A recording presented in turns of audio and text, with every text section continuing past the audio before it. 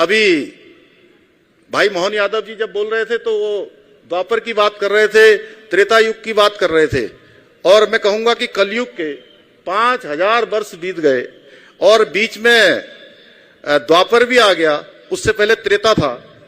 तो त्रेता के बाद द्वापर और द्वापर के बाद कलयुग, जितने वर्ष हुए वहां भगवान राम पैदा हुए और पूरे उस समय के लोगों ने राम राज्य देखा, भगवान राम को देखा, अयोध्या को देखा, और हम सब के सामने भी वो सारे वर्ष हटा दिए जाए जो द्वापर के हैं और कलयुग के हैं जो 5000 वर्ष बीत गए हैं। तो ये इस अवसर का साक्षी होने का अवसर अगर किसी ने प्रदान किया है तो हमारे देश के यशस्वी प्रधानमंत्री आदरणीय मोदी जी ने किया है। उनके नेतृत्व में 22 जनवरी को भगवान राम अपनी जन्मभूमि पर फिर से वहां पर उनकी स्थापना हो रही है, फिर से विराजमान हो रहे हैं और इसके साक्षी हम सब 22 जनवरी को बनेंगे। आज काशी में, काशी का भव्य काशी और दिव्य काशी, बाबा हमारे आदरणीय मोहन यादव जी वहां से आए हैं। उज्जैन का महालोक या देवभूमि उत्तराखंड के अंदर बद्रीनाथ जी का पुनर्निर्माण हो, मास्टर प्लान हो, या केदारनाथ जी का नवनिर्माण हो। हम सब जानते हैं 2013 की आपदा में पूरी तरह से वो परिसर क्षतिग्रस्त हो गया था, या चार धाम और बदर जाने वाली सड़कें हो, या ऋषिकेश कर्णप्रयाग रेल लाइन हो, या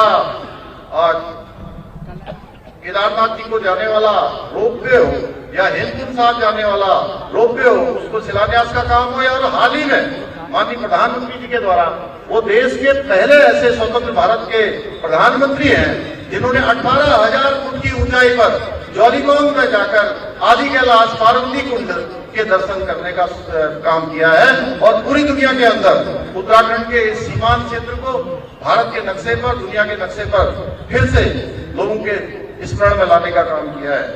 भाइयों बहनों, आज हमारे तमाम जो स्थल हैं उन सबका इस प्रकार से नवनिर्माण और पुनर्निर्माण हो रहा है।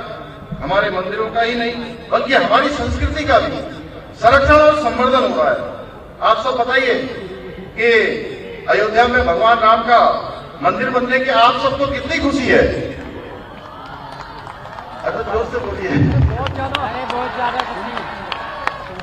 मैं आप सबकी ऊर्जा को देखकर कह सकता हूं कि आज हर एक भारतवासी का जो राम भक्त है और राष्ट्र भक्त है उसकी खुशी का कोई ठिकाना नहीं है।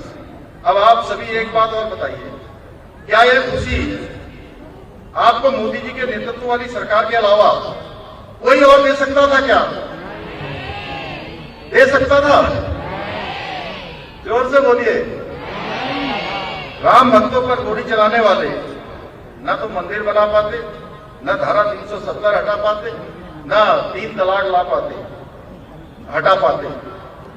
आदरणीय प्रधानमंत्री जी से प्रेरणा पाकर उनके ही निर्देशन में उत्तराखंड में भी विगत समय में हमने अनेकों महत्वपूर्ण और कठोर निर्णय लिए हैं, बहुत सारी चुनौतियों पर काम किया है और पिछले 23 वर्षों में राज्य स्थापना के बाद हमने बहुत सारे निर्णय पहली बार लिए हैं।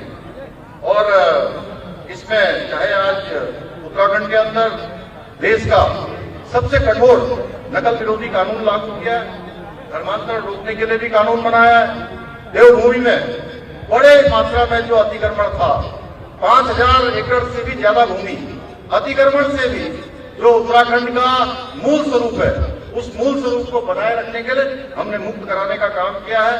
इसके अलावा भ्रष्टाचार पर भी कड़ा प्रहार और कठोर कार्रवाई हमने की है। मातृशक्ति को मजबूत करने के लिए उत्तराखंड के अंदर यहाँ की मातृशक्ति का हर क्षेत्र में बहुत बड़ा योगदान है। हम समाज